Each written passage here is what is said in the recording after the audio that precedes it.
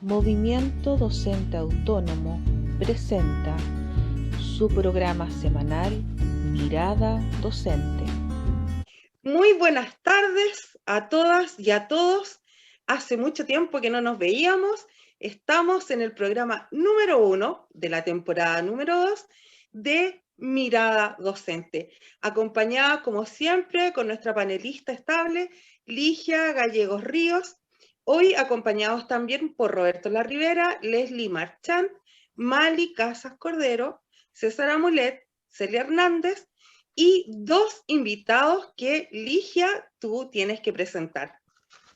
Bien, nuestros invitados de hoy día son Jaime Beas Sánchez, profesor de Historia y Geografía de la Universidad de Chile, magíster en Educación con mención en Gestión Educacional de la Universidad Metropolitana de las Ciencias de la Educación, director de Educación Continua de la Universidad Metropolitana de las Ciencias de la Educación, participó en la mesa tripartita Mineduc, Colegio de Profesores y Asociación Chilena de Municipalidades en el diseño del sistema de evaluación docente, encargado del programa de excelencia pedagógica del CPIP, asesor del Mineduc, años 2014-2015, jefe de la División de Educación General del Mineduc, responsable de gestionar la promulgación del Sistema de Desarrollo Profesional Docente, posteriormente director del CPIP, luego decano de la Facultad de Educación y Ciencias Sociales de la Universidad Central de Chile, y actualmente también es el presidente del Consejo Local del Servicio de Educación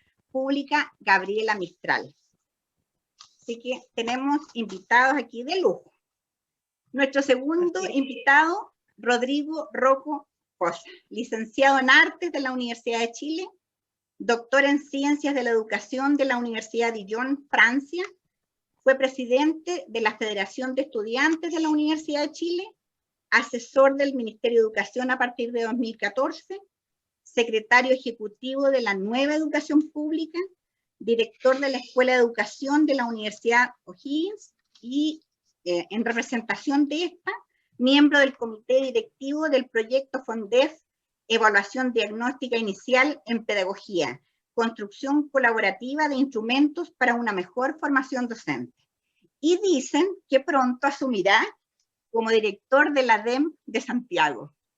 Bienvenidos, Jaime y Rodrigo. Bienvenidos. Muchas gracias. Un gusto tenerlos nuevamente en nuestro programa, sobre todo a Jaime. Rodrigo, es primera vez que te tenemos en nuestro programa. Y vamos a ir directo al grano, como dijo el dermatólogo.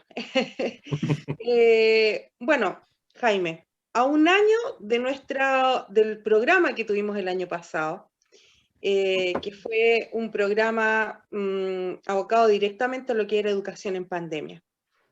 ¿Cuánto crees tú que hemos avanzado? ¿Cuánto hemos retrocedido? ¿Y en qué nos mantenemos? Tremenda pregunta. Bueno, saludar a Rodrigo, Ligia y los colegas dirigentes, Roberto, Leslie. Y yo no sé si felicitarte, Rodrigo. Sí, por supuesto, felicitarte si vas a ser director de educación de la Municipalidad de Santiago, pero es un tremendo desafío, gigantesco, y yo estoy cierto que lo podrás hacer bien. A ver, yo diría que estamos en una situación, no estamos en una buena situación. Lo digo porque cuando tú pones el tema en el contexto de cuando abríamos o dábamos los primeros pasos de la educación en pandemia y nos venimos hacia el presente, nos encontramos con situaciones que a nosotros nos resultan súper poco aceptables, como por ejemplo plantear y tener planteado a nivel del país una lógica dicotómica en donde los buenos quieren volver a clase y los malos no quieren volver a clase. Creo que le está haciendo demasiado mal al sistema educativo en su conjunto. Y cuando digo esto, lo digo no solo porque esto pueda ser odioso, porque lo es, porque genera odiosidades, genera malos ánimos, malas relaciones, sino porque oscurece lo que creo yo debería ser importante para todos nosotros los docentes, de afrontar con reflexividad, con reflexividad y con reflexividad. ¿Qué tenemos que reflexionar? No solamente las condiciones sanitarias de los colegios, que ya son un problema. Hace pocos días atrás yo veía a la alcaldesa Karina Delfino, recién electa en la comuna Quinta Normal, y mostraba la condición de sus establecimientos educacionales, de una condición francamente de deterioro, de abandono, una situación, y que probablemente se repite en muchas comunas del país. Entonces, cuando digo reflexividad, digo que hay que reflexionar respecto a lo que nos estamos encontrando en los establecimientos. Pensemos que los chiquillos tendrían que volver a clase con las ventanas abiertas, sin calefacción. Hace pocos días atrás, los colegas del Servicio Local de Barranca se movilizaron a propósito de que ellos consideran de que no hay condiciones adecuadas desde el punto de vista material, desde el punto de vista de los establecimientos, justamente para poder tener este resguardo que se nos invita por parte del Ministerio de Salud, no tener salas ventiladas, etc. Eso es un asunto, ¿no? Eso es un asunto. Y yo diría que la forma de plantear el retorno a clase oscurece otros asuntos que desde el punto de vista pedagógico a mí me preocupan profundamente. Tenemos en la mano todos los establecimientos educacionales, por ejemplo, un diagnóstico integral de aprendizaje que hizo la agencia, bastante interesante por lo demás, bastante interesante, fue voluntario. Es como siempre hemos soñado, por ejemplo, que sigan existiendo evaluaciones externas. No, las evaluaciones externas debieran ser voluntarias, debieran ser muestrales, por eso nos opusimos y siempre nos hemos opuesto al CIMSE en el carácter que tiene. La evaluación externa siempre es necesaria, pero en la forma que se implementa el CIMSE nunca lo hemos compartido. Pero dicho eso, ¿qué cosa está oscura? Y no hemos podido afrontarlo en este espacio de reflexión necesario para el retorno a clase. ¿Cómo están nuestros profesores y profesoras y educadoras? ¿Cómo están? ¿No? Y cuando digo cómo están, digo efectivamente cómo están. Pues. La pregunta necesaria, ¿cómo están en su salud emocional, en su condición profesional, en las tensiones que están viviendo, etcétera? ¿Cómo están las familias? O sea, yo creo que este tiempo de flexibilidad tiene que estar lleno de preguntas. ¿Cómo están las familias? Cuando digo esto, digo, y me pongo en el lugar de la educación, por ejemplo, la educación inicial.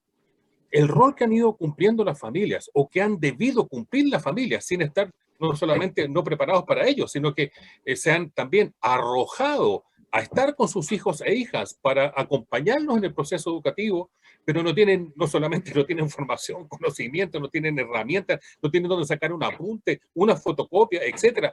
La pregunta, entonces, ¿cómo están las familias? ¿No? ¿Cómo están nuestros estudiantes? Y ahí yo quiero inmediatamente decir algo que en otros escenarios, en otros foros yo he compartido. Yo he dicho, mire, de aprendizaje cognitivo, lenguaje y matemática es posible que hayan rezago. Es posible, pero los niños también aprenden a leer solos. Y muchos niños están aprendiendo a leer solos porque en general la lectura también refiere a un proceso de maduración de nuestros niños en las etapas tempranas, en primero o segundo básico. Las profesoras de educación básica normalmente dicen que en primero básico o en segundo básico máximo, por ahí por septiembre, de vuelta a las vacaciones de invierno, cuando los niños empiezan a leer. Y nadie mucho se da cuenta por qué empiezan a leer. Porque empiezan a leer, porque baja un switch. Hay algo, ¿no es cierto? Hay un tema que las neurociencias nos han ayudado a comprender, a propósito que el niño está en un ambiente, el niño y la niña en un ambiente letrado, y en ese ambiente letrado reconoce código, y paulatinamente va internalizando el código, va construyendo oraciones, frases, etcétera. Y eso los niños lo hacen hoy día en el ambiente familiar, y lo están haciendo. Claramente no desde el punto de vista de la formalidad, de lo que se esperaría en una clase de 45 minutos. ¿Qué quiero decir con esto? ¿Qué quiero connotar con esto? Que la tercera pregunta que nos tenemos que hacer cuando decimos cómo están nuestros docentes, cómo están las infraestructuras, cómo están las familias, cómo están los niños, es, ¿qué pregunta? ¿Cuánto han aprendido los niños? ¿Cuántos aprendizajes no formales han adquirido los niños a propósito de estar 18 meses con sus familias? Y la pregunta tiene que ser amplia, la pregunta tiene que ser súper abierta. Y nosotros los docentes y las docentes, esa pregunta, poder recoger la mayor información posible, sin prejuicios, sin esto de que escuchamos a veces por las veces, no, es que los niños en las casas entonces están en ambientes de violencia. Mire, ese tipo de afirmaciones, nuevamente desde la lógica binaria, ocurre que los niños han tenido una sociabilidad familiar como nunca antes, respecto de la cual nosotros los docentes tenemos que aprender a reconocer las habilidades, las actitudes y las disposiciones que ellos y ellas han desarrollado durante 18 meses en la casa. siendo parte del esfuerzo educativo en distintas condiciones y por lo tanto la pregunta tenemos que hacer.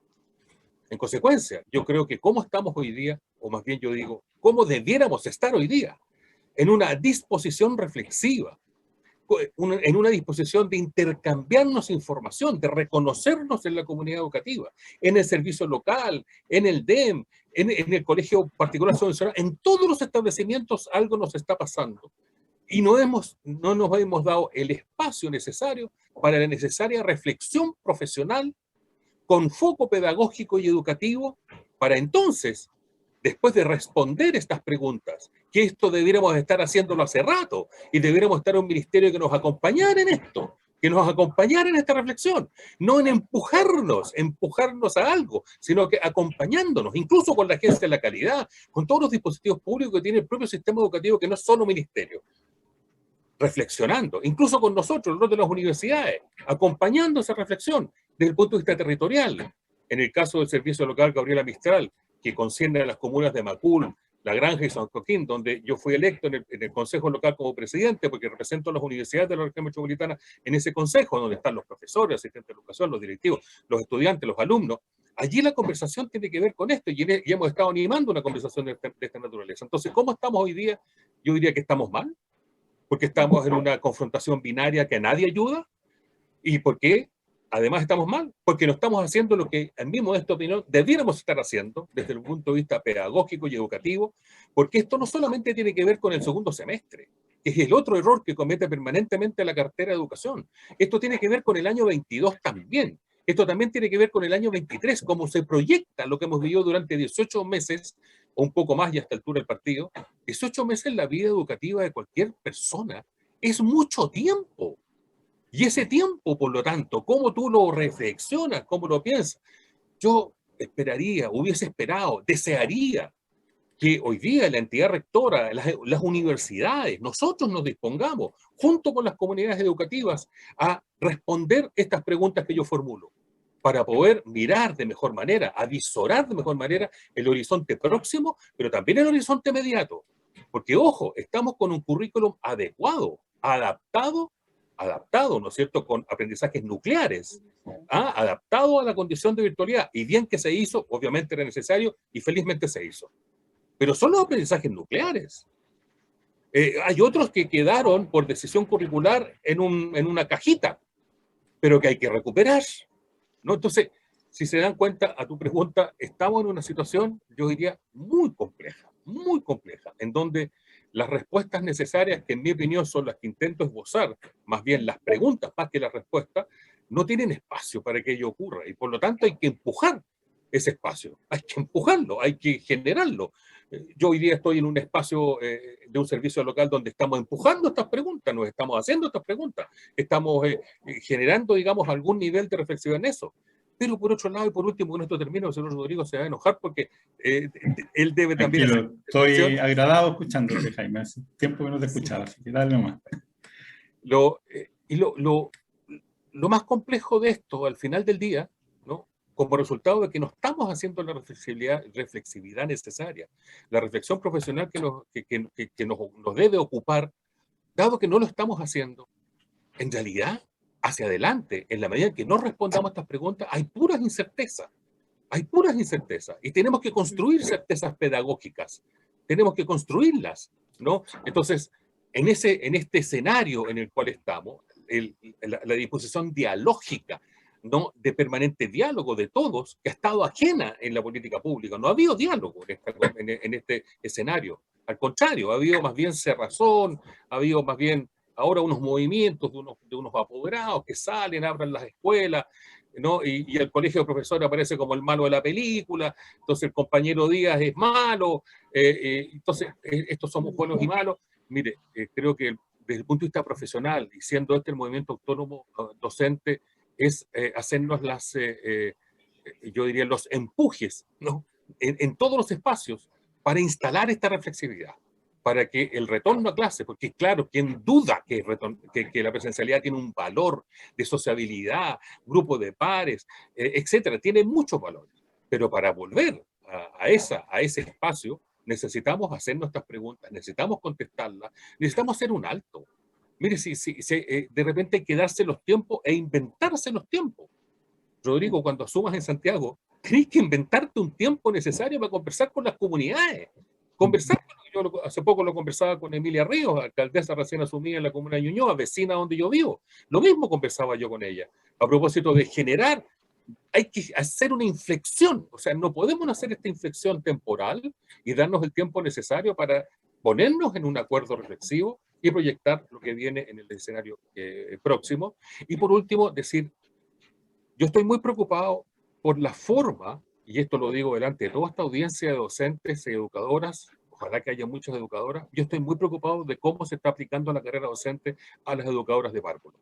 Tenemos dificultades gravísimas y yo pido a este movimiento que levante la voz. Yo he estado conversando permanentemente con las colegas de Integra, con el Sindos de Integra, con Giovanna Salinas, ¿no?, que dirige, ¿no?, el sindicato de Integra, porque las interpretaciones que tanto la Junji como Integra han hecho de la carrera docente, incluso Rodrigo, te cuento, no les están pagando a las educadoras que están ingresando a la carrera, que van a tener sus primeras remuneraciones este año, no les están pagando la BRP, que es el mayor componente de incremento remuneracional. Debo decir además que yo estoy en esta condición, a propósito de la pregunta que tú haces, más no solamente indignado, yo he hablado con parlamentarios, hablé con Camila Vallejo, hablé con Mario Venegas, yo puse la alerta hace como un mes y medio atrás que me empiezo a enterar de estas situaciones que está pasando con la educación inicial, que era por lo demás, el sistema de desarrollo docente es una muy buena promesa y realidad para la docencia escolar básica y media, lo era mucho más para la educación inicial, mucho más. Hay muchos más bienes para la educación inicial que nunca lo han tenido las educadoras de párvulo. Y ocurre que se están escamoteando vía interpretaciones administrativas, ¿no?, los derechos que la carrera docente le otorga a las educadoras de párvulo. Es más, en los servicios locales, y nosotros tenemos problemas en nuestros servicios locales y en muchos otros servicios locales, se está interpretando de que los BTF no pasan a la carrera, no ingresan al sistema de desarrollo docente. Hay una interpretación jurídica en esa materia que dice que, como el sistema de desarrollo docente es para los establecimientos que reciben recursos del Estado, la interpretación que se ha estado haciendo, al amparo de no sé qué decreto, con qué juridicidad, es que los BTF, dado que ellos reciben una transferencia de Junji, son de transferencia, ahí, desde el punto de vista jurídico, no es un aporte directo al Estado, sino que en este caso es una tercerización. Ya hay un siguiente acto jurídico que inhabilita entonces a las educadoras de BTF, que son las educadoras que menos ganan en el sistema escolar y educativo chileno, no podrían entrar a la carrera docente. Entonces, desde el punto de vista de la situación pandémica, las reflexiones que yo digo, pero desde el punto de vista de la coyuntura y de los derechos en este caso la educadora, hago el punto, lo dejo ahí en la agenda, por favor, porque este es un punto que hay que levantar la voz con mucha fuerza. Ya me callo mejor porque ya he hablado mucho. Gracias, Jaime. No, pero muy bien, bien explicado todo. Y como dijo Rodrigo hace un momento, es un agrado escucharte. Rodrigo, dentro de tu currículum y dentro de lo que nos cuenta Ligia en la presentación, tú participaste en la ley sobre los servicios locales de educación, ¿sí? Sí. Esto finalmente tenía un objetivo maravilloso, porque todos, obviamente los profesores y profesoras, hemos peleado durante más de 30 años por desmunicipalizarnos. Pero esto no ha estado exento de problemas, ¿cierto? Me gustaría que tú nos contaras, no creo que cuando lo estaban trabajando esto hayan pensado en una pandemia, pero ¿cómo se cruza esta pandemia con la... se me fue la palabra. Instalación. Con la apertura o con el inicio de los nuevos servicios locales de educación? Mira, es compleja tu pregunta porque, como bien dices tú, no es algo que estuviera necesariamente en el horizonte y la pandemia está interpelando a todo el sistema educacional, a todos sus actores, en particular, obviamente, a su actor principal en términos sistémicos, que son los y las docentes, en sus distintos roles, directivos, de aula, etc. Entonces, ahí ya tenemos un primer punto que hace como complejo pensar la instalación de los servicios locales en relación a la pandemia. Ahora, antes de ir a ese punto, yo quisiera solo hacer un comentario respecto de lo que decía Jaime, que lo comparto. justamente una de las cosas más graves, yo creo, que ha hecho el ministerio, o que no ha hecho el ministerio, es no haber ocupado este año y medio en que ya llevamos en esta situación para justamente favorecer ese diálogo, favorecer esa actitud reflexiva, convocar realmente y no establecer estas separaciones odiosas. Recordemos que en febrero también hubo una oportunidad de hacer las cosas un poquito mejor, de decir los profes los vamos a vacunar, en fin, vamos a generar un dispositivo, y ya en ese momento se empieza digamos, a desgranar el discurso gubernamental al respecto, y terminamos con estas tan tristemente célebres frases del ministro Palacio, que nunca fueron desmentidas, y que nadie en el gobierno se hizo cargo realmente del ninguneo a nuestros profesores en circunstancias que son ellos los que han sostenido la escuela en las condiciones de pandemia. Digamos, son ellos los que han sostenido los procesos de enseñanza-aprendizaje con los que hoy día contamos, digamos. Y eso es una realidad, es cosa de verlo uno como padre. Y bueno, esa falta de visión de parte del gobierno es algo grave. Bueno, y en el caso de los servicios locales ha ocurrido un poco lo mismo, finalmente. Uno podría trasladar ese problema de no prever, de no querer profundizar. Justamente la instalación de los servicios locales se pensó espaciada en el tiempo para generar aprendizajes, y que esos aprendizajes generaran mejoras, cambios, ajustes, etc. Yo creo que bien poco de eso finalmente hemos tenido. Jaime señalaba las deficiencias en la implementación de la ley de carrera docente. Bueno, en el caso de la ley de nueva educación pública, el asunto yo creo que ha sido bastante grave.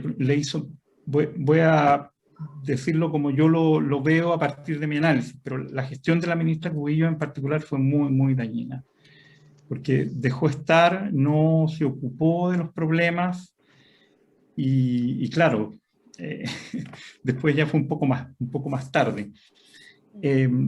Ahora, yo diría que también están pasando otras cosas. O sea, pasó el 2019 también la revuelta social chilena, que puso en evidencia muchas cosas y que hoy día nos tiene discutiendo por una nueva constitución.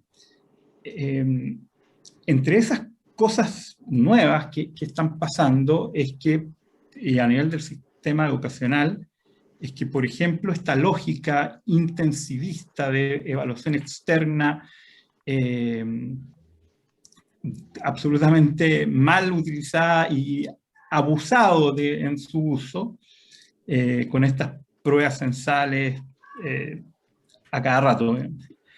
Eso yo creo que se está desfondando por dentro, o sea, se está empezando a caer, porque justamente ha quedado muy en evidencia, y la pandemia yo creo que en alguna medida ha ayudado también a eso, y la revuelta también lo puso un poco en escena, que ese no puede ser el mecanismo para decir que vamos a ir mejorando lo que hacemos en el sistema educacional, lo que hacen en particular nuestros y nuestras docentes, pero también todas las comunidades educativas.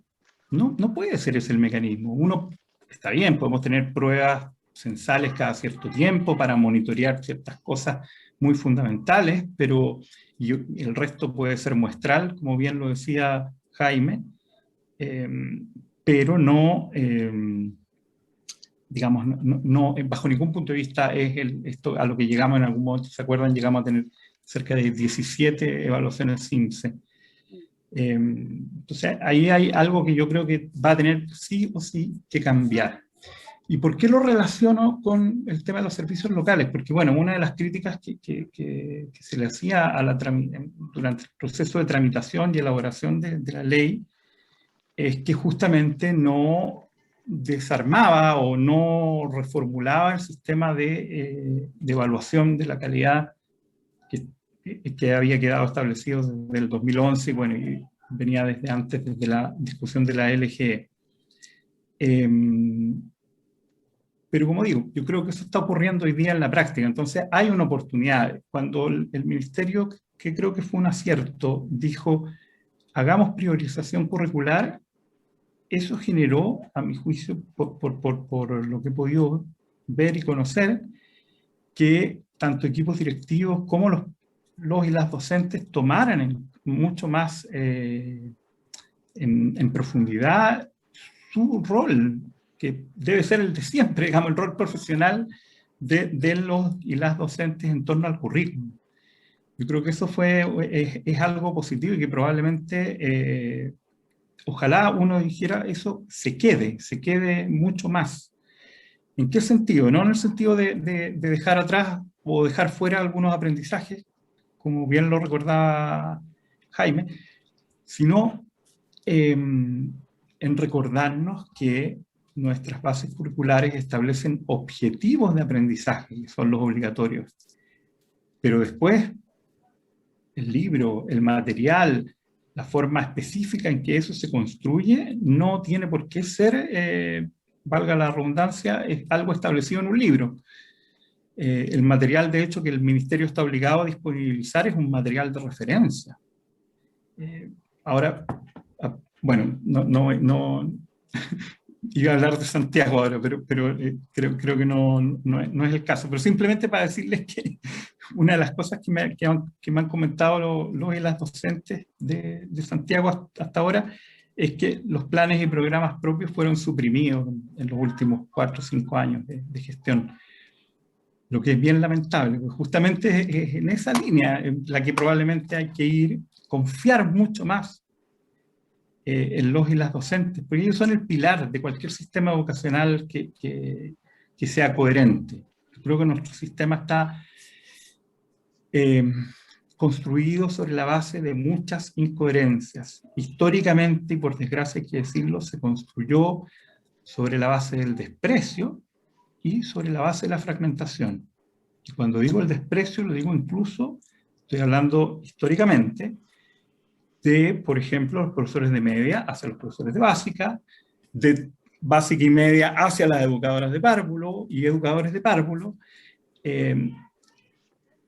Y esos lastres todavía pesan en nuestro sistema y hay que sacudirse de ellos. Por eso es tan grave lo que decía Jaime, que con triquiñuelas, así que la interpretación mañosa, al final le vamos a pelotear la plata a las educadoras de párvulo, cuando lo que necesitamos justamente es todo lo contrario, y es totalmente incoherente con el discurso de los niños primero en la fila y todo lo que escuchamos. Y esa incoherencia hace mucho daño porque finalmente es como que no podemos hacer las cosas de verdad como país. Esa es la sensación que nos da. Es como si finalmente el Estado de Chile fuera como Francisco Encina, el señor este que tenía a su cargo la operatividad de la Convención Constitucional, en circunstancias que sabemos que no es así y no tiene por qué ser así.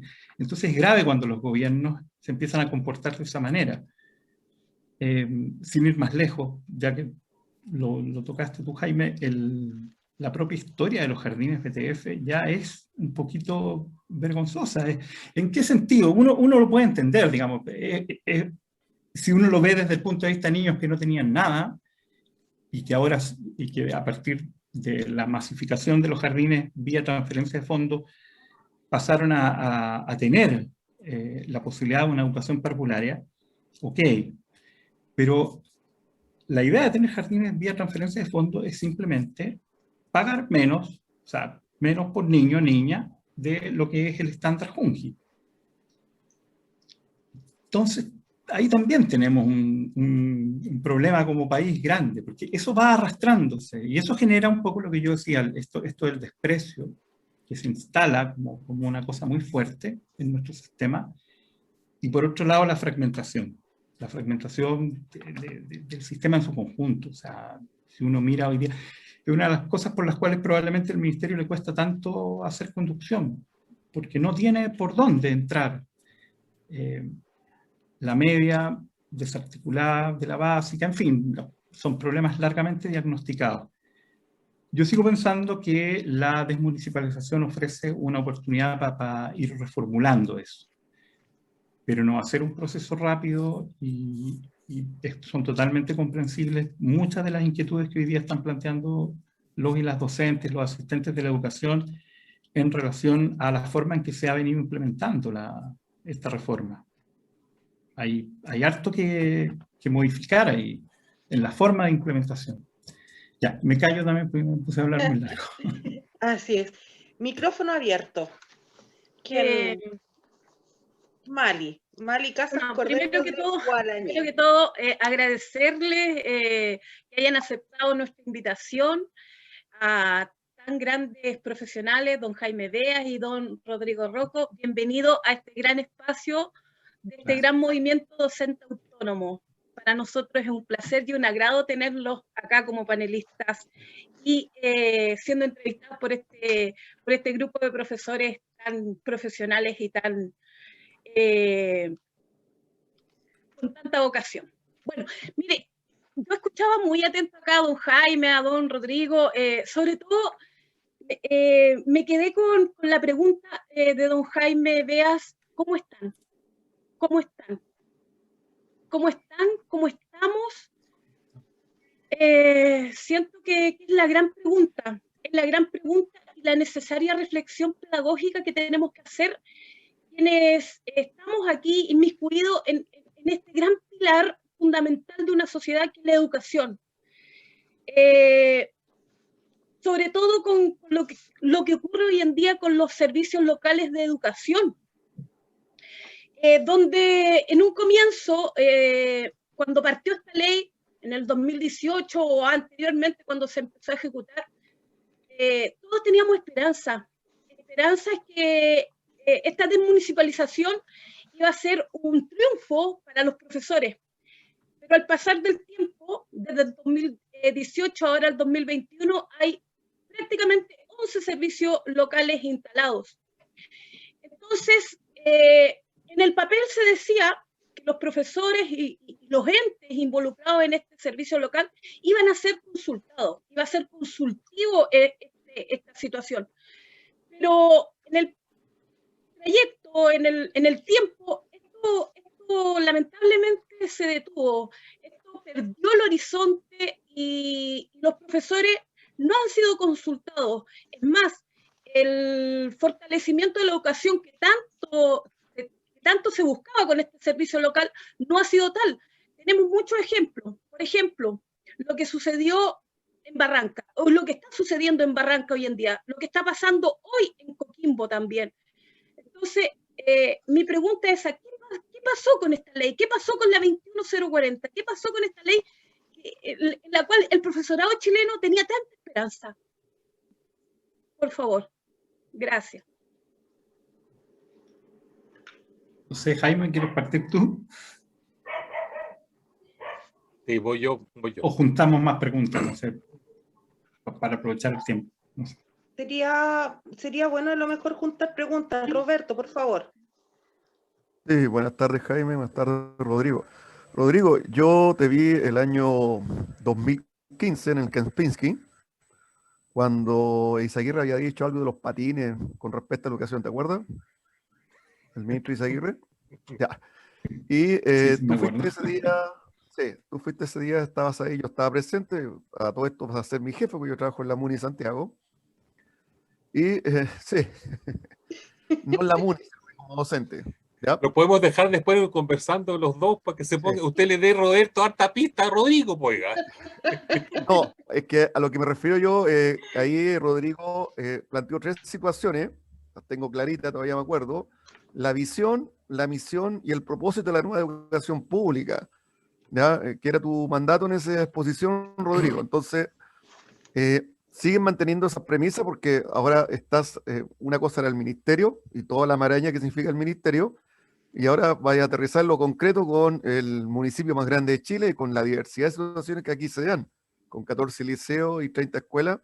Entonces, la pregunta directa es esa, o sea, si mantiene las 3 premisas que tú señalaste el 2015, porque hay que ver una continuidad, y te lo digo porque muchos te lo pueden sacar en cara, ¿ya? Tenemos aquí en la Municipalidad de Santiago que hay mucha gente que le gusta atornillar al rey, en la primera banderita que van a agitar. Entonces, para que tener una idea concreta a la hora de los que cuando pregunten quién es el nuevo jefe de educación de la Municipalidad de Santiago, que no deja de ser como cuestión emblemática. continuamos con las preguntas acumulando. Gracias, Roberto. Ya. Continuamos. Leslie. Sí, bueno, un saludo cordial a nuestros invitados. Bueno, yo quisiera preguntar más respecto al funcionamiento como tal de los servicios locales. Les comento que yo soy la presidenta regional del Maule, del Colegio de Profesores y Profesoras, por lo tanto estamos con Costa Maule ya a puertas de su instalación. Y bueno, las preguntas tienen que ver con eso. La primera, preguntarles sobre un funcionario o funcionaria, que para nosotros es todo un misterio, que la ley establece de que debiera haber una persona que contratado por el Ministerio de Educación para estas tareas previas al traspaso, para asegurar un traspaso saneado, ¿cierto?, al nuevo sistema de educación pública. Eso por un lado, porque hemos preguntado a los municipios, hemos preguntado al Seremi de Educación de acá de la región del Maule, y nadie lo conoce, y por eso les digo, es un misterio, no sabemos cómo averiguar ese nombre de esa persona para obviamente trabajar en conjunto y poder articular también acciones gremiales desde esa perspectiva.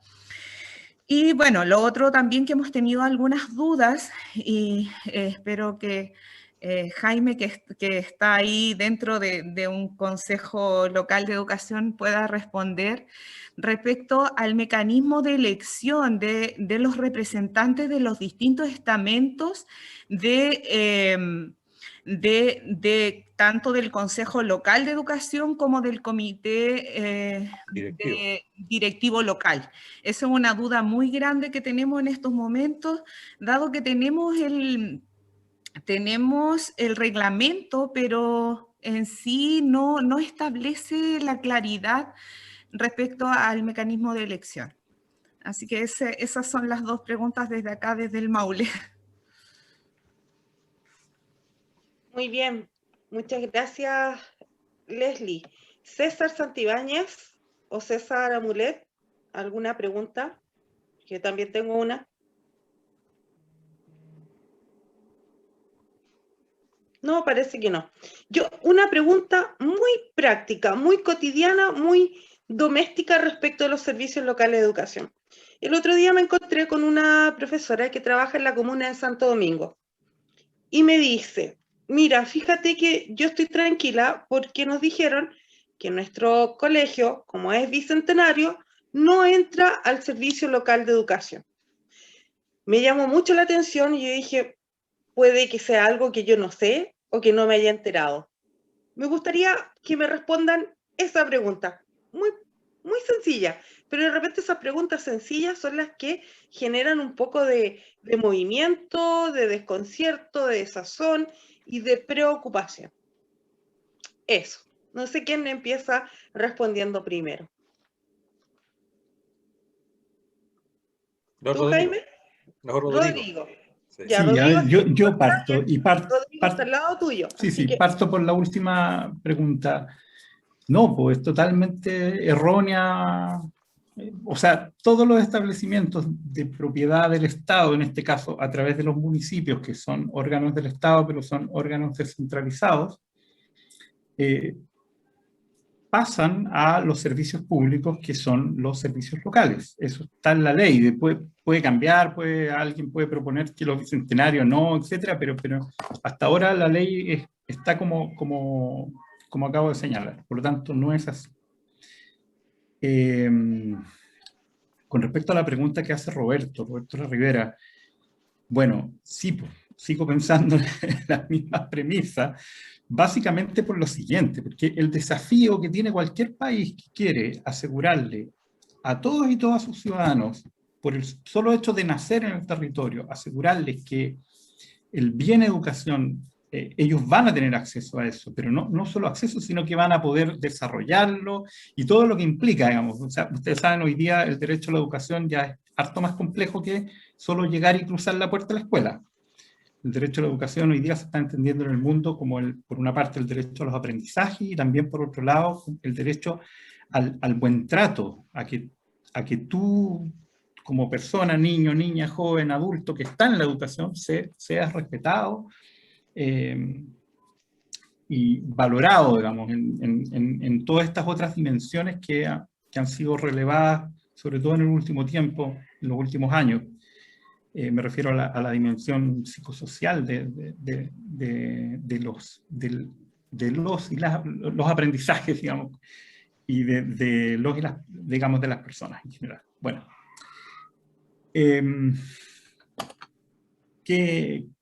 ¿por qué me detengo en eso? Porque sea cual sea el mecanismo que el país se dé para asegurar ese derecho, la obligación, lo que uno ve en la historia de la humanidad en los últimos 150 años, es que lo que se ha hecho es construir sistemas profesionalizados. ¿Cuál es la base en términos de esos sistemas profesionalizados para proveer el bien de educación? Los y las docentes. Ellos son la base de esa profesionalidad. No son el único actor, ciertamente. Hay la idea de comunidad educativa, yo creo que cada vez más es necesaria, digamos, comprenderla, pero son el actor eje que permite que el sistema exista. Por lo tanto, sea desde el municipio, pensando hacia el traspaso y la transformación, en este caso Santiago está pensado en sí mismo como un servicio local, por el tamaño que tiene, por la complejidad que tiene, sea pensando hacia allá o en cualquier otro formato que la discusión constitucional arroje, por ejemplo,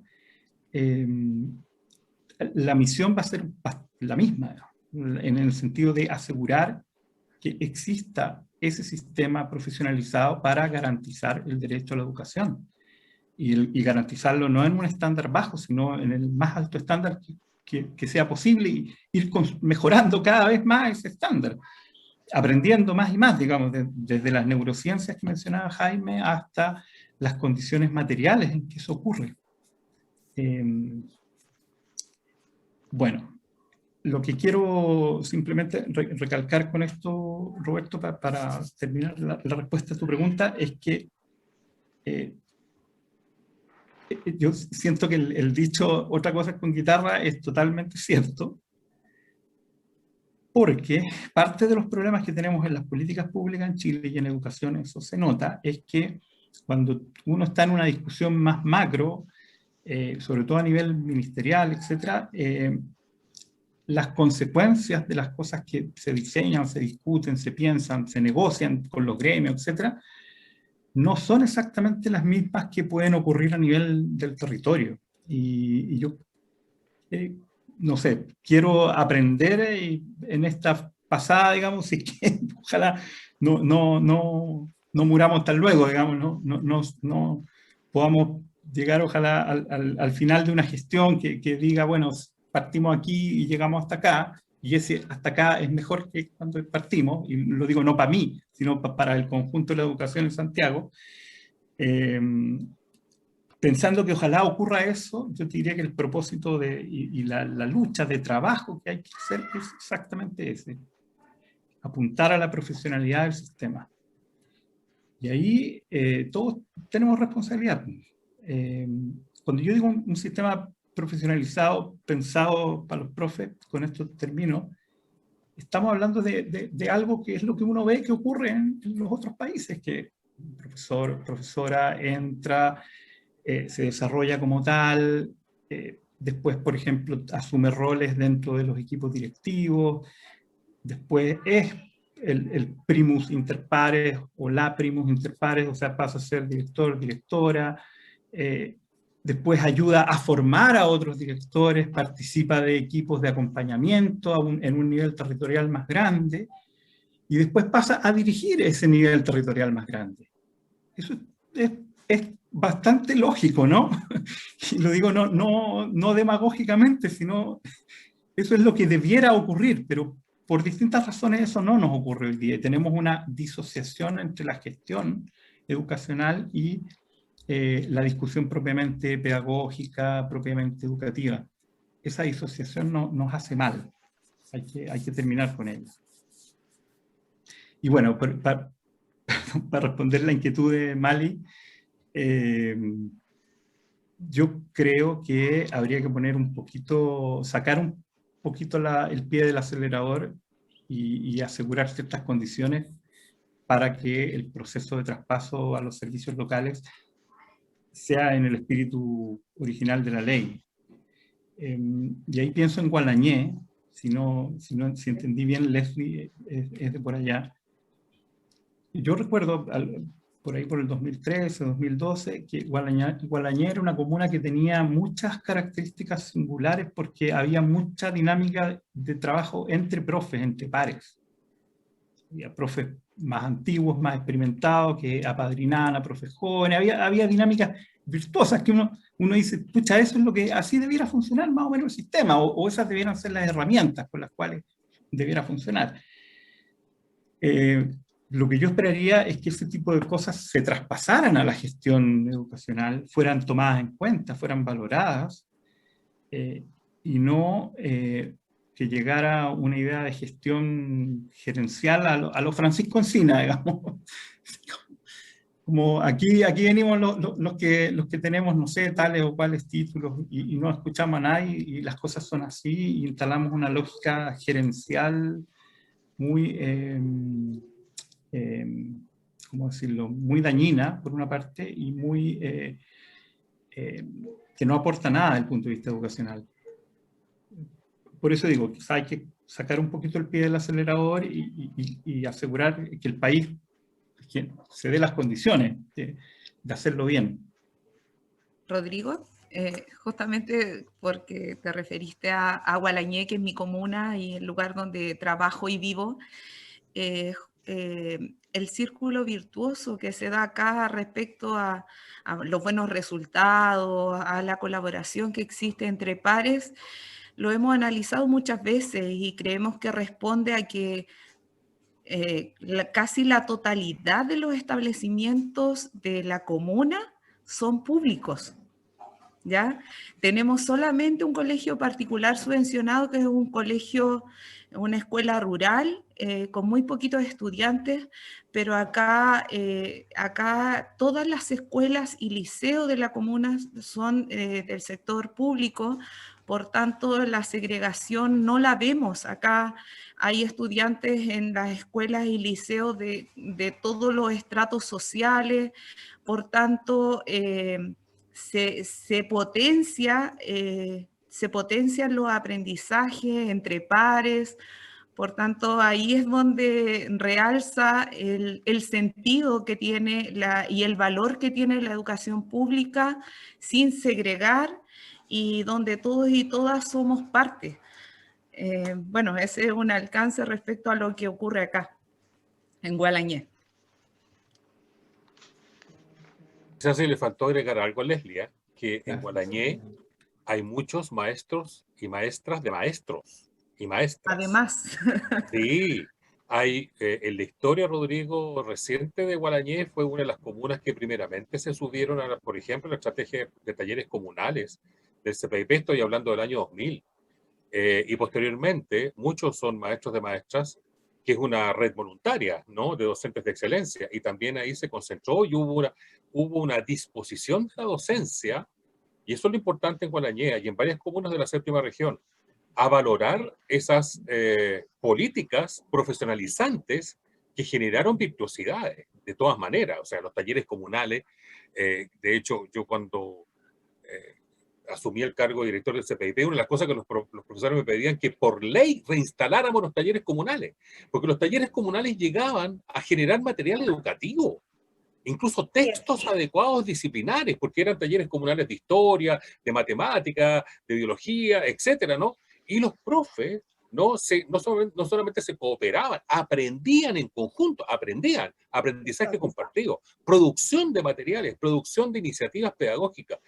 Los talleres comunales tienen una memoria en la docencia chilena de Arica a Punta Arenas súper potente, porque los talleres comunales apostaron siempre a los profes y a las profes. Y esa invitación tuvo siempre muy buenos resultados. Y bueno, y los maestros también son muy importantes. Pero a la pregunta de Leslie respecto, efectivamente, la creación de un servicio local requiere de unas medidas de anticipación. Creo que así le denominábamos, ¿no es cierto? Lo digo, ¿no? Y se mandaban, ¿no? En nuestro tiempo, a 2 o 3 humanos, ¿no? 2 o 3 funcionarios de ministerios del equipo de anticipación. Se mandaban unos ingenieros, unos abogados, un montón de humanos que iban a las comunas de las cuales tú ibas a recibir los establecimientos y las personas, ¿no? A mirar cómo estaba el panorama, etcétera, etcétera, etcétera. Entonces, lo que Leslie echa de menos, hay que reclamarlo rápidamente a la Dirección Nacional de Educación Pública, porque más que ir a la seremía a tocar la puerta, oiga, ¿cómo viene el proceso de la instalación del servicio local Costa Maule? Es preguntarle a la Dirección Nacional de Educación Pública. Hay que rápidamente mandar formalmente, yo siempre a ustedes les he dicho en más de una oportunidad, hay que formalizar nuestras peticiones. Un oficio por ustedes, como movimiento, como docentes de la comuna, mire, venimos a solicitar lo siguiente, pum, pum, pum, a la Directora Nacional de Educación Pública, esto es lo que pensemos que ustedes nos respondan, ¿no? Y hay tiempo de respuesta, se puede hacer incluso por transparencia, recuerden, por ley de transparencia uno puede alojar la consulta, y por lo tanto la dirección tendrá que responder allí en lo que es este asunto, de cómo van las medidas previas. Segundo asunto, quiero decir de que qué pasó con la promesa de los servicios locales, un poco lo que dice Mali. Mire, yo le quiero decir lo siguiente, los servicios locales, primero, están recién partiendo.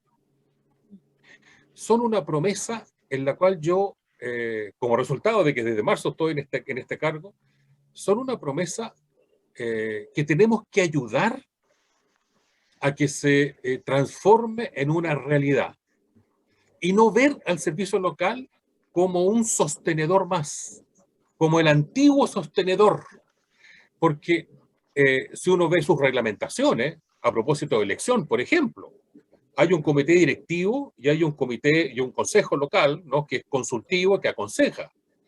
Sus representantes, sobre todo en el caso voy a hablar del consejo local, los representantes de los profesores, de los asistentes, de los directivos, de los estudiantes, de los alumnos, de las universidades, de los centros de formación técnica y de los IP del territorio, son electos en procedimientos completamente formales, con elección universal y con voto universal, incluso con un procedimiento de votación que en pandemia se hace a través de la virtualidad, con estas cosas del e-voting, ¿no? Que permite votar con completo secreto, digamos, ¿no? En el caso de esta votación.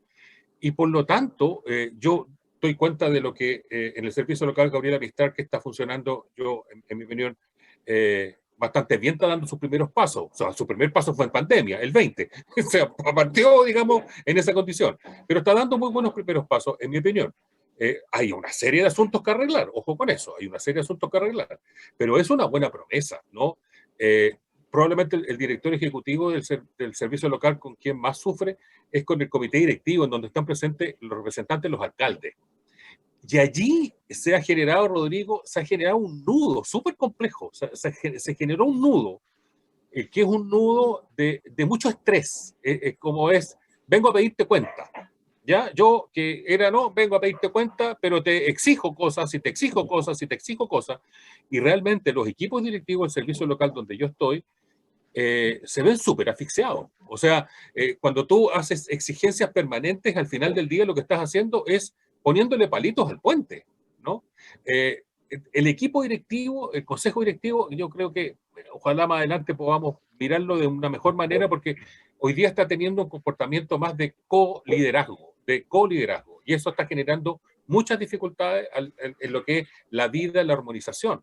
¿De qué asuntos? Insisto en el tema, la elección es súper democrática, súper democrática. En el caso mío, en Gabriela Mistral, una de las representantes de los profesores es del colegio, pero la otra representante no es del colegio. O sea, se genera una buena representación, porque son dos, siempre son dos por estamento, ¿ya? Y por lo tanto, se genera una buena representación en ese sentido. Elección súper transparente. En eso pierdan cuidado, que eso va a ocurrir de buena manera.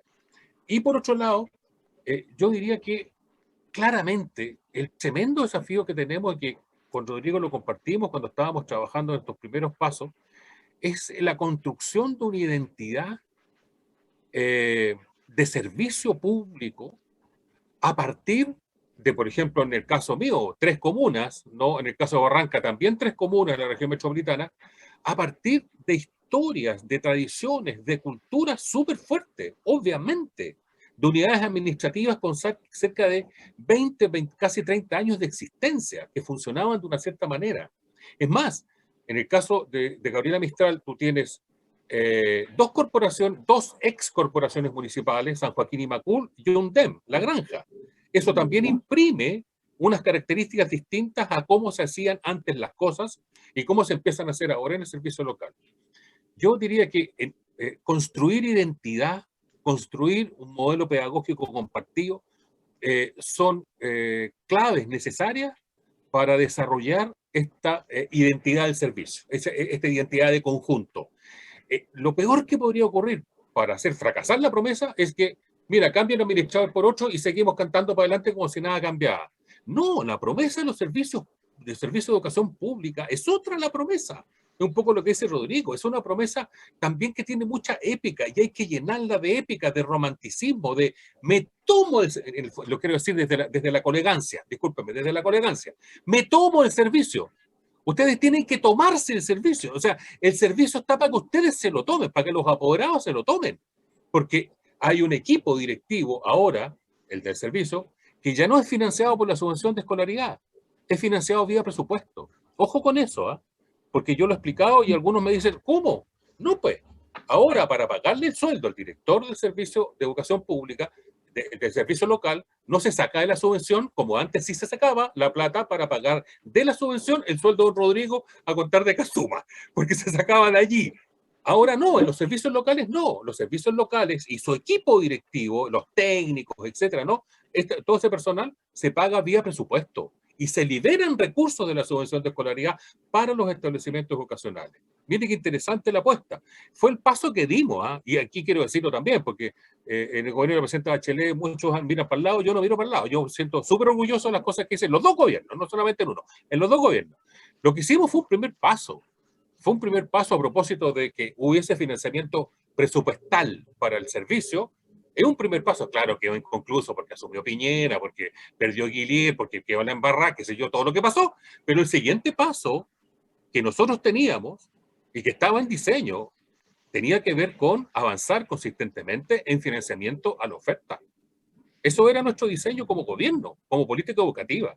Claro, quedó interrumpido. Pero digo, es que la promesa del servicio local también tiene que ver mucho con lo que nosotros hagamos del propio servicio local. Y está yo les diría que no, y quiero decir otro asunto, que son los problemas que no logramos resolver. Bien, ustedes vieron que cuando se hizo ahora se juntó esta instancia máxima para analizar y evaluar la marcha de la instalación de los servicios locales y que surgieron una serie de estadísticas, por ejemplo, salió en el Mercurio, muy interesado el Mercurio en los asuntos educativos, ¿no es cierto?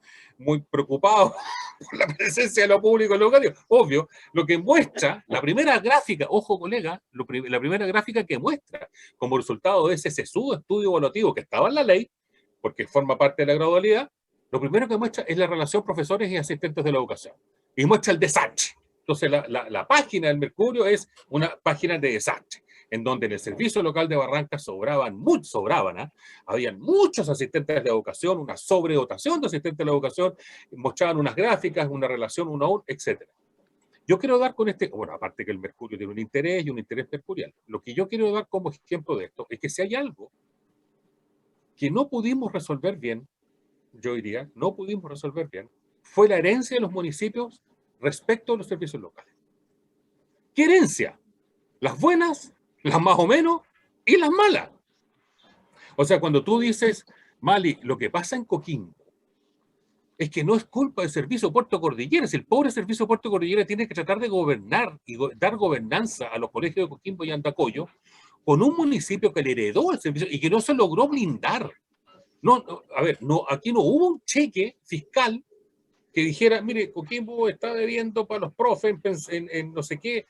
Yo me acuerdo que había cifras, no sé, cercanas a los 3.000, 4.000 millones de pesos, ¿no? Un cheque que dijera, toma, aquí está el cheque. ya está todo pagado, está todo saldado, etc. Eso no se pudo hacer, porque incluso legalmente tampoco se podía hacer de esa manera. Se buscaron fórmulas para que los profesores y los asistentes de educación pasaran con las menores mochilas posibles. Pero quiero decir de que eso no fue suficiente. E igual, se infiltraron asuntos, se infiltraron problemas. Entonces, los servicios locales han debido asumir unas mochilas, ¿no? Para las cuales tienen que comenzar a construir respuestas, junto con la Dirección Nacional de Educación Pública. Entonces, dicho eso, por lo tanto, la demanda de la colegancia es obvia. Van a seguir, esto es más de lo mismo, los problemas siguen siendo los mismos, entonces los computadores no nos llegan a tiempo, la capacitación no se nos está dando. O sea, el reclamo legítimo, la demanda legítima de los profes y las profesoras y las educadoras, claro, a partir de lo que estoy explicando, las gerencias no se lograron resolver completamente, los servicios están dando los primeros pasos, esos primeros pasos los han dado muchos de ellos en pandemia, por lo tanto en una condición completamente curiosa, ¿no? Curiosa, y en consecuencia lo que digo es que yo estoy un profundo convencido, incluso antes de que me escogieran este cargo, lo cual yo agradezco muchísimo a los colegas de Gabriela Mistral, pero mucho antes, yo tengo una convicción profunda, como decía la presidenta Bachelet, la educación pública no puede quedar el futuro de un niño pendiente de que si le tocó un buen o mal alcalde, o un alcalde que tenga o no disposición por la educación. No puede ser que un niño y una familia, en consecuencia, dependa de eso. Es por eso que yo soy no solamente partidario de servicios locales, sino que por eso invito a que la promesa, que lleva re poco tiempo, para que sea posible, ¿no? Que nos haga ser felices. Mire la tontera que alguien podría decir, mire, la tontera que estos gallos ahora hablan de la felicidad. Sí, pues, uno habla de la felicidad, más aún en este tiempo. O sea, que seamos, o sea, el servicio local nos ofrece una tremenda oportunidad. Y yo los invito a los colegas del gremio, a los colegios del movimiento docente autónomo, a los colegas del colegio de profesores, los invito, en el buen sentido de la palabra. Hay que tomarse el servicio local porque fue construido para ustedes, para las familias, para los niños, para las niñas, en consecuencia, y para los niños. En consecuencia, hay que tomárselo. Yo hago esa invitación. Eso significa que hay que ir a pelearle el tema de las BTF, por favor, ir a pelearle el tema de las condiciones, el tema del desarrollo profesional docente, el tema de la identidad de las familias que se hacen parte del servicio local. Esa pelea hay que ir a darla. Esa pelea, lamentablemente, no venía en la ley ganada. No venía un triunfo entregado, aquí está, ya está listo. De aquí para adelante tenemos... No. La vida es dura, la lucha es larga, pero sin duda que la invitación que yo hago es que a los servicios locales hay que ayudarlos, porque los servicios locales en definitiva somos nosotros los profes.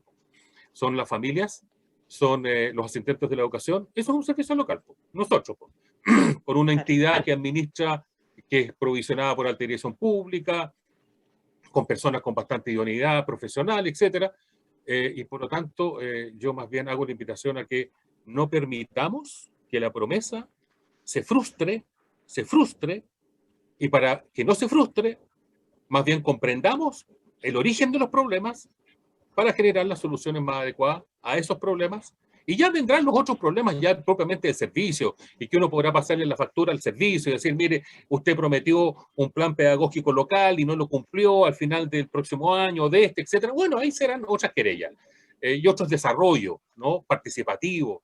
Pero hoy día, recién partiendo estos servicios, creo que hay cosas que no logramos resolver de la herencia y que nos marcan fuertemente, súper fuertemente, que hay una administración gubernamental actual que no le interesó mucho resolver los problemas, no le interesó mucho trabajar con Contraloría para que el reglamento saliera bien, para que no saliera medio torcido como nos está pasando con los BTF, no le importó mucho, ahí quedó medio así, bueno, la ley no la podemos tirar para atrás, bueno, veremos, recuerden lo que se tardó en que nombraran los cargos directivos, etcétera.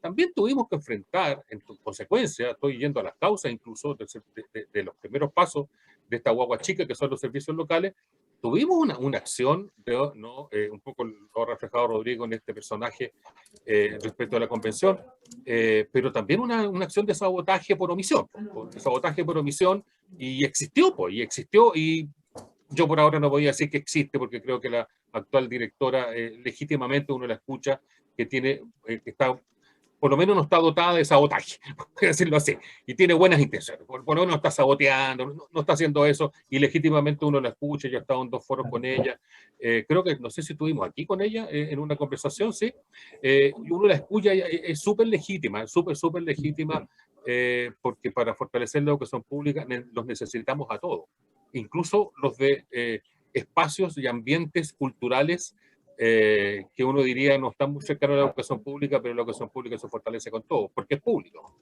De lo contrario no sería pública, sería segregadora.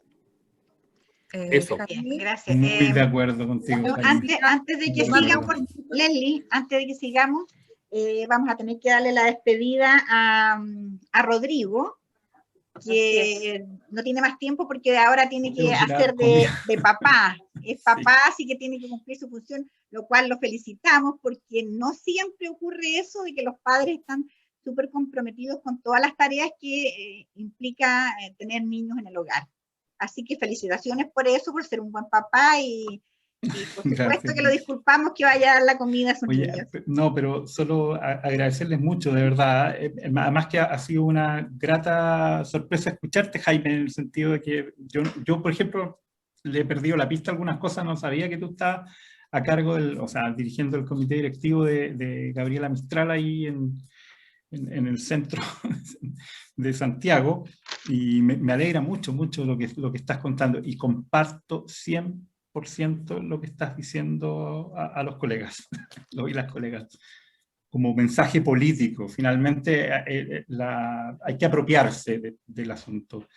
Y el paso que se dio con las reformas que hizo la presidenta Bachelet, las 4 grandes reformas, son pasos muy importantes. Históricamente, si se ve, en la historia de Chile, los cambios en educación han costado mucho. Así que, pero yo creo que este es el momento, o sea, ahora tiene que quedar marcado a fuego que los docentes son los profesionales dueños del sistema, en el buen sentido, dueños, digamos. Ya, adiós, oye, muchas gracias. Gracias por tu participación. Nos seguimos viendo. Muchas gracias. Un abrazo, muchas gracias. Ya, chao. jefe. Chao. Jefe. Yo quisiera decir algo antes de... Leslie parece que iba a hacer una pregunta. Finalmente, así como haciendo un breve resumen de los problemas que tienen los servicios locales, podríamos decir lo que se ha mencionado desde el principio, desde que asumió el gobierno actual, que hay deficiente ejecución de la ley, problemas de financiamiento porque han sido muy mezquinos con los recursos, y además que se ha torpedeado el proceso de instalación de la nueva educación pública. ¿Es así? Eso sería un resumen, ¿cierto? Ya, sí, así es. Leslie. Yo quisiera tomar algunas de las palabras que dijo Jaime, o que se refirió al tema de la identidad. Uno de los grandes temores que existen en este momento es la pérdida de identidad, tanto de las comunidades escolares como territoriales, ¿cierto? Entonces, bueno, hay servicios locales que comprenden 3, 4, 5 comunas, ¿cierto? Pero la preocupación mayor es en los servicios locales que tienen una gran extensión territorial, dispersión geográfica, ¿cierto? Como acá en el Maule, que tenemos un servicio local, el 43, el que estamos nosotros, Gualañé, que comprende 11 comunas, la provincia de Curicó, más 2 comunas que no eran parte de la provincia, por lo tanto son 9 comunas, más 2 comunas, Río Claro y Curepto. Entonces, ahí, bueno, es un desafío obviamente plantear un plan para poder fortalecer o no perder esta identidad, pero ¿qué es lo que se conversa a nivel de ya más gerencial respecto a cómo se va a rescatar o a mantener la identidad tanto de las comunidades escolares como territoriales? Yo diría, Leslie, que el paso, voy a decirlo desde la esquina de la identidad, de lo identitario. Y hay otro puntito que va con ello, que se habla mucho del cierre de escuelas rurales y es una preocupación muy grande también de los colegas, para poder articularlo ahí con la pregunta y la respuesta.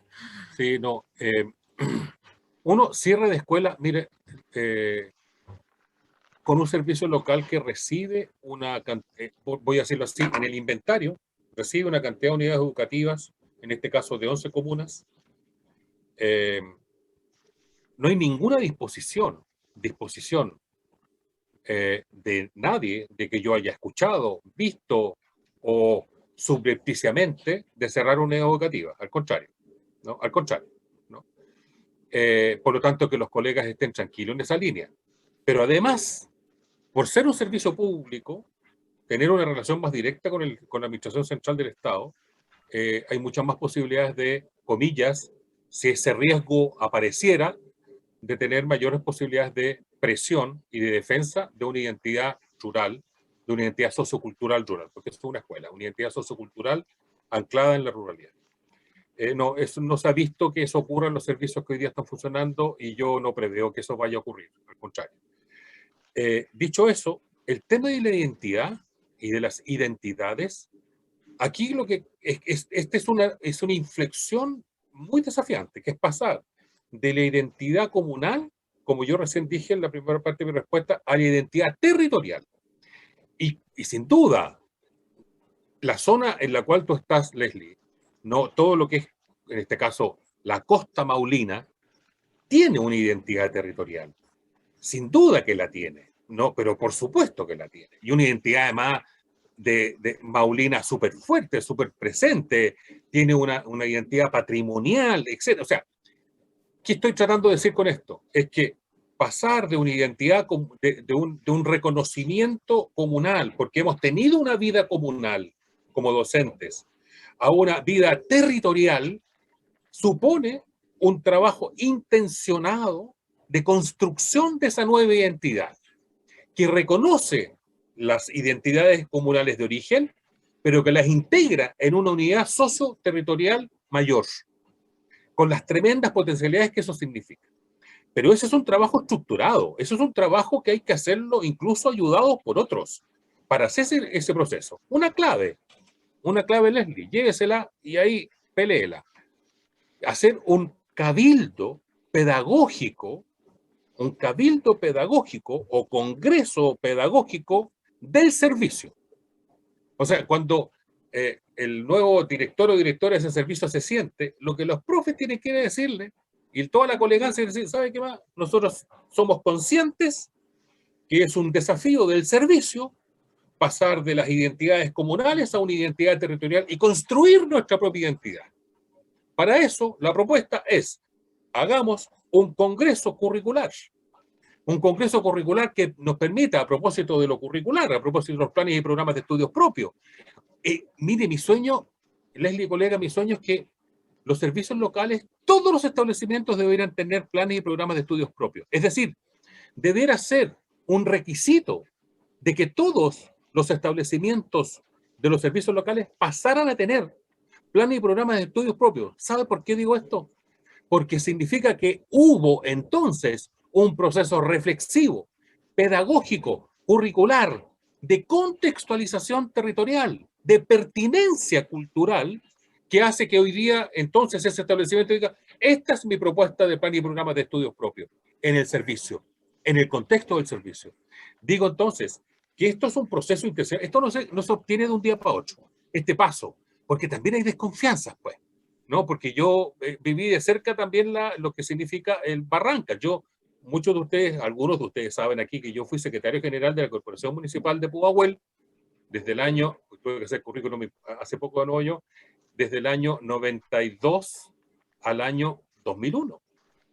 Fui el secretario general de la Corporación Municipal de Pudahuel. Por lo tanto, conozco Pudahuel, Cerro Nava y Lo Prado, porque los aprecio profundamente, adoro mucho ese territorio, ¿no? Y ocurre que y por lo tanto, de hecho, el nombre Barrancas tiene mucho que ver con esta personita. Y se fue Rodrigo, porque esa anécdota la podríamos contar. Originalmente, ese servicio local, que iba a ser se iba a llamar San Pablo. Entonces, yo en una reunión, de estas reuniones de los que diría Roberto, de estos tecnócratas del Ministerio de Educación que hacen políticas públicas por allá arriba, en una reunión que tenemos los tecnócratas, yo soy profe, y bueno, que tenemos allí, nos dicen, no, y el servicio San Pablo, el primero que va a partir de la región metropolitana, etcétera, y ya preguntamos, ¿y qué comunas tiene? Pues, Pudahuel, Cerro Navia, Lo Prado. Y yo le dije, ¿por qué le van a poner San Pablo? Bueno, porque San Pablo, porque el eje vial, el eje vial es la avenida San Pablo, ¿ya? Más de alguno que dijo San Pablo habrá pensado en San Pablo, será católico, qué sé yo. Y dije, ese territorio se llama Barrancas. Ese territorio es Las Barrancas. Es donde se estacionaban las carretas que tomaban el camino, ¿no? En las barrancas, el ganado, etcétera, que tomaban el camino a Valparaíso. Entonces, tiene una identidad y se llaman las barrancas, se llaman barranquinos los habitantes de los Pudahuel, Cerro Navia y Lo Prado. A la siguiente reunión llegaron los técnicos del otro lado, los técnicos de pública, y dijeron, se va a llamar Las Barrancas. Entonces, yo conozco bien de cerca eso. Y conozco que no ha sido fácil hasta el día de hoy la relación en un contexto de una misma institución de los colegas de Pudahuel con los de Lo Prado y con los de Cerro Navia. No ha sido una relación armónica, es una relación en construcción. Es una relación en construcción, de reconocerse como parte de una unidad territorial con una cultura que es común y que, pucha, que es importante, la cultura, las tradiciones socioculturales de las familias como contribuyente al proceso educativo. Pucha, que es importante. Nosotros, entre la colegancia, lo sabemos perfectamente. Entonces, dicho eso, es que hay un proceso necesario, Leslie, en este nuevo servicio que va a haber Costa Maule, de construir identidad. Y para eso, inventémonos un procedimiento. Es la propuesta que yo hago.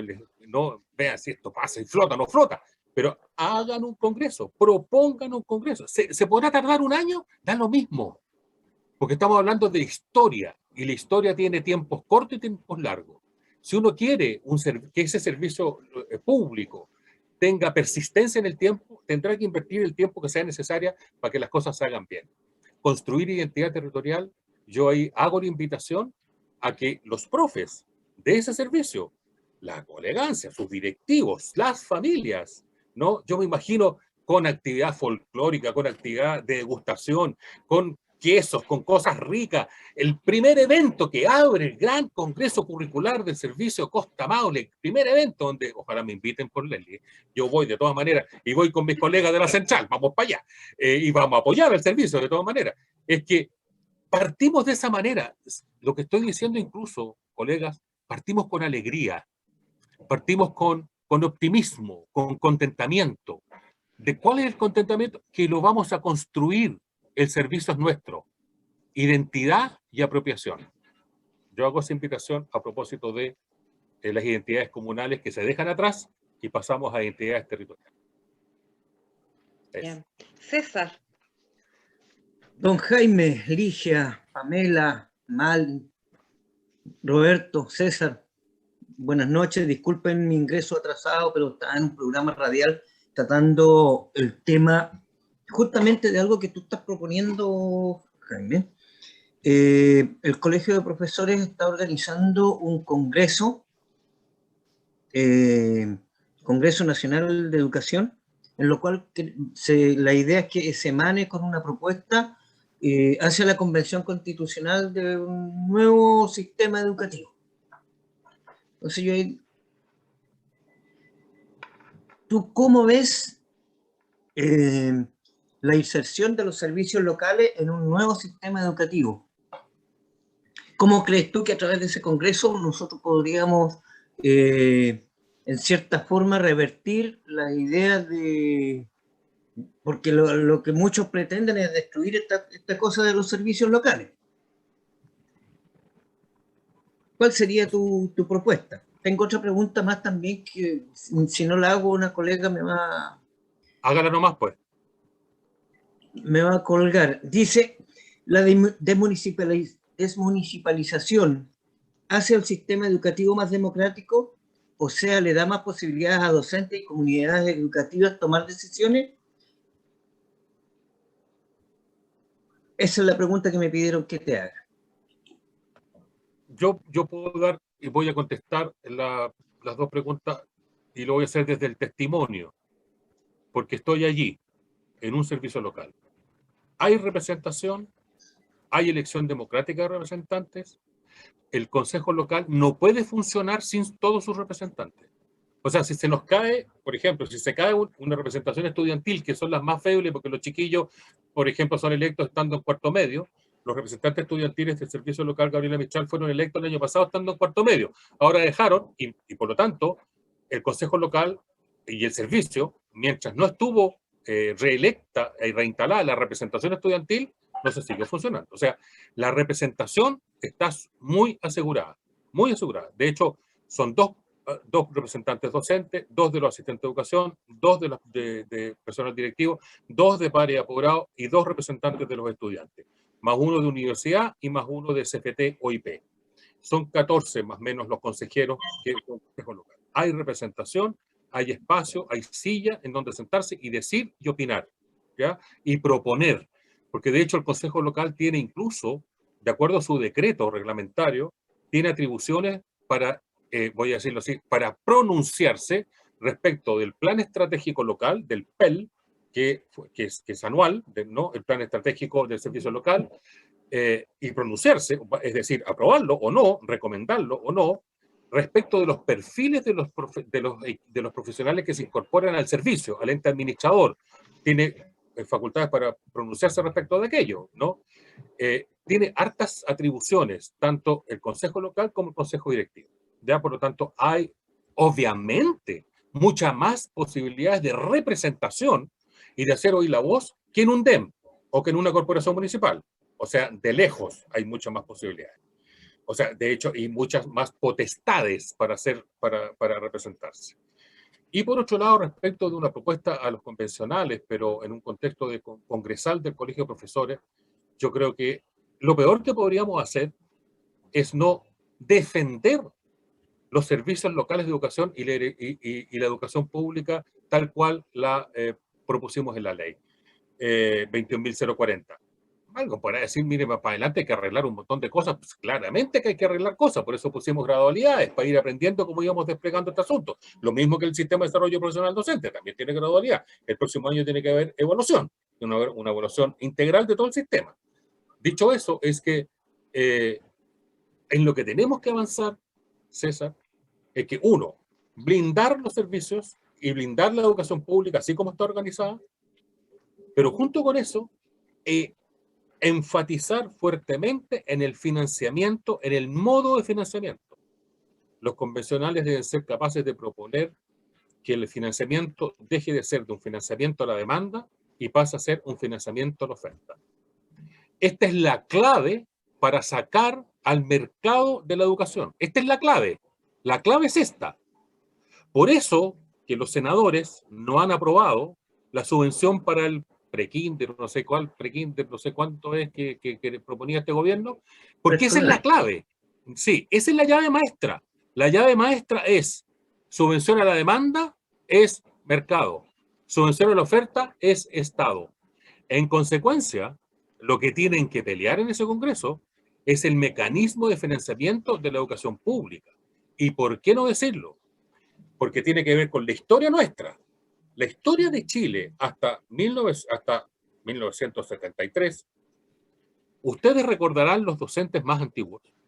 Los colegios particulares subvencionados siempre han existido en Chile, siempre. En la historia de la educación chilena siempre han existido. Existieron desde la colonia, porque eran entidades educativas vinculadas a órdenes religiosas. Recuerden que desde la colonia habían dos entidades, a ver, voy a decirlo así, dos sostenedores en ese tiempo. El cabildo, municipio, y las órdenes religiosas. Es decir, educación municipal, cabildo, y las órdenes religiosas que tenían sus colegios de señoritas, de señores, etcétera, ¿no? Ambas, no, uno ve la historia de la educación, ambas provisiones del servicio educativo han persistido en la historia. Pero hasta 1973, el financiamiento que recibía un establecimiento particular subvencionado era la mitad del que recibía un establecimiento público. Es decir, si hoy día era la UCE, supongamos, voy a usar un valor, la UCE, supongamos que está en 15 lucas, no sé si estará ya por ahí, por 15.000 pesos, ¿no? ¿Cuánto está, Roberto? Disculpa, Jaime, es que yo me quería referir a si la figura legal del particular subvencionado existía hasta el 11 de septiembre, porque yo tengo entendido que es una figura legal producto del año 80 bajo la Constitución. No sé Sí, si existía. sí, ¿Cuáles eran sí, los particulares subvencionados? los ¿Eran particulares subvencionados, congregaciones congregaciones, pagadas? Confesionales. sí, confesionales, ojo con los sociedad de instrucción primaria, recuerden los sociedades de La instrucción MATE. primaria, ya, la MATE, La MATE. y hay otras sociedades chiquititas así como esas. Pero esos eran colegios particulares, cooperadores de la función Del educativa Estado. del Estado, ¿ya? Sí, Y sí. el Estado les pagaba la mitad del aporte. Y no era un aporte que se pagara todos los meses. Se pagaba igual como los colegios de administración delegada que hoy día tienen ministerio. Se pagaba un primer aporte en marzo y el otro se pagaba hacia fines del año. Sí, gracias, Entonces, Jaime, disculpa, sí, porque para ser presente esto, porque los particulares subvencionados en el fondo de esos schools y esos colegios son puras cadenas de negocio, para hacer así la es. diferencia, ojo con eso. Así es, exactamente. Y tú tienes razón, Roberto. Es bueno hablar de la educación particular en tiempos de la República, antes del 73, y la educación particular subvencionada, que es una creación, obviamente, de la dictadura cívico-militar, sin duda, que promovió, y por eso paga lo mismo, por eso pagó lo mismo, ¿no? Entonces, dicho eso, es que la clave, en mi opinión, para un Congreso, es el mecanismo de financiamiento de la educación, y también poner en duda lo que acabo de decir. Es decir, los particulares subvencionados deben seguir recibiendo el mismo aporte del Estado que recibe la educación pública. A lo menos esa pregunta hay que hacerla.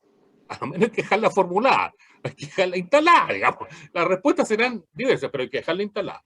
Pero mecanismo de financiamiento en ese Congreso debe estar, y yo creo que estos servicios locales que están partiendo, están dando los primeros pasos en la historia republicana, hay que protegerlos porque yo creo que ahí hay un espacio de efectivamente fortalecimiento de la educación pública, pero eso tiene que venir asociado a un cambio del sistema de financiamiento. Esas son mis sugerencias para ese Congreso, junto con lo valórico, junto con lo curricular, junto con la descentralización curricular, junto con proteger la profesionalidad docente, etcétera, junto con todos esos valores que todos compartimos, que deben estar presentes y que seguramente van a estar en las conclusiones del Congreso. Muy bien. Bueno, no sé si les pasa a ustedes, pero cada vez, la vez anterior cuando hablamos con Jaime, igual ahora, como que nos encantaría quedarnos así como por mucho tiempo, porque explica todo tan en fácil, tan en chileno, y porque nos deja con esa sensación de que efectivamente vamos por buen camino. No para extendernos, la continuidad laboral de los profesores se mantiene con los servicios locales de educación, porque eso es algo que se ha echado a correr, que los profesores no siguen, pero si nos vamos a la ley, dice que obviamente se mantiene. No creo, y es como un tema de suma y resta, si en una escuela funcionan con 10, solamente estamos haciendo como, para que lo entiendan las personas que no están relacionadas con la docencia, estamos haciendo como un cambio de empleador, pero la escuela va a seguir funcionando con 10, no puede funcionar con menos, por lo tanto la continuidad laboral se mantiene. Bien, Así es. Ha sido pero un agrado contar con tu presencia, Jaime, y con la presencia de Rodrigo, como bien lo dijo Ligia. Quedamos cada vez más claros con estos traspasos a servicios locales de educación, porque es algo que preocupa, y cuando las cosas no están claras, como bien lo decía adelante, se produce esta incertidumbre, desazón, inconformismo. Pero tú nos dejaste como bien así envalentonados para seguir adelante y saber que vamos por buen camino. No sé, alguien, palabra de despedida. Roberto.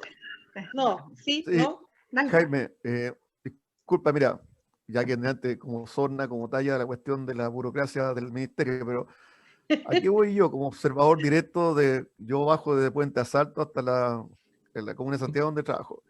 Y en el plazo de los años, ¿qué es lo que he visto? La emergencia de ingentes recursos para todas las cadenas de estos particulares subvencionados, ya, por arriba. Yo no voy a criticar lo que se hizo en el gobierno Frey, pero lo que voy yo, que después de 15 años, estas cadenas, en el fondo, le están disputando mucho el sector municipal y es un aliciente, una acícate, no sé cómo se denomina, para que el sistema municipal siempre se vea desmedrado frente a la campaña publicitaria, que no propaganda, que son cosas diferentes, en cuanto a la emergencia de todas estas cuestiones de cadena. Entonces, ahí nosotros tenemos harto, porque yo te lo digo francamente, Jaime, cuando uno va a marchar a la calle, valga la redundancia, muchos apoderados, digo apoderados, gente común y corriente, pasa al lado de uno y te dice al oído, oye, los chuches de su madre, los desgraciados, y nos tapan a chucha, están puro perdiendo el tiempo, vayan a trabajar. No, pues señor, si nosotros estamos reclamando derecho, pues el colegio donde está mi hijo, que es el colegio de los curas, de las monjas subvencionados, o el school y el school y todas esas tonterías en inglés, ahí los profesores sí trabajan. Entonces, plop.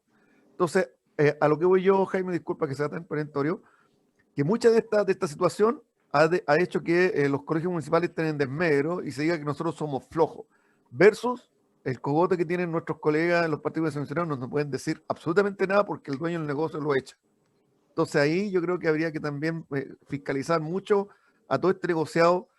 Yo no voy a tocar el 7% de los ricos, porque esos siempre han tenido su instancia, pero todo este negociado que queda, esta maraña que queda entre, ¿cuánto es la matrícula pública de Chile hoy en día municipal? Digo pública, municipal, 32%. Menos. Es menos del claro, 30 ya. Anda, Ya, sí, digamos el 30% de 3 millones. Ya, pues, y ponle el 7% de los más ricos que pagan de $1.000 para arriba o $500 para arriba. Tenemos prácticamente un 63% en una nebulosa en donde te dicen calidad de educación y estamos viendo los resultados son iguales por mucho que tengan un pomposo nombre y una tremenda infraestructura. Infraestructura que se les negó a los colegios municipales durante más de 15 años, te lo digo, que llevo 20 años en la Municipalidad de Santiago y todavía estamos pidiendo cambio de arreglo de baños, mientras que el colegio al frente le levantaron un edificio completo, hasta con calefacción. Entonces, a eso yo, Jaime, no estoy criticando la situación ministerial en cuanto a burocracia, estoy cuestionando esta situación de darle tanto énfasis. Si bien el objetivo original era bueno, levantar la matrícula y levantar la cantidad de gente que se eduque, pero también ahí donde es medio el sector público. No sé si me entiende la situación. Sí, sí, yo entiendo, Roberto, que todavía sigue siendo un tema no resuelto, pero yo sí quiero darle un solo ejemplo, que lo pueden indagar con los colegas de la comuna de Peñaflor. En la comuna de Peñaflor fue reelecto ahora un alcalde democristiano por segunda vez. La Universidad Central tiene un convenio de trabajo como universidad con la comuna de Peñaflor. Él, cuando asumió como alcalde de Peñaflor en el anterior periodo, lo recibió en los colegios de un alcalde UDI. Y le pasaron la carpeta de 3 establecimientos que él debía cerrar. 2 escuelas rurales de Peñaflor y el liceo de Peñaflor. El liceo, que está en la plaza, el liceo histórico, ¿no? Había que cerrarlo. Pues bien, yo quiero darles el ejemplo de que en el caso de Peñaflor, en 4 años, el alcalde, en 4 años, no solamente aumentó la matrícula, sino que no solamente no cerró los colegios rurales y el liceo, sino que están a tope de matrícula, incluso construyendo un anexo en el caso del liceo. Y con las mismas lucas que otros municipios, con las mismas plata que se entrega del mismo prestador que entrega la plata que el Ministerio de Educación. En una comuna como Peñaflor, yo la pongo como ejemplo, una comuna como Peñaflor que está llena de condominios de estas cosas de 5.000 metros cuadrados, parcelas, etcétera. La gente, la whisky izquierda, todos se ha ido a vivir para allá. Pues, toda esta gente, ¿no es cierto? Estos viene asumidos recién, no se compran una parcelita y se van para allá estos viejos, hacen un quincho y comen asado. Yo vivo en un departamento chico en la Comuna de la Reina. Entonces, allá hay mucha escuela particular subvencionada y mucha escuela aspiracional en Peñaflor.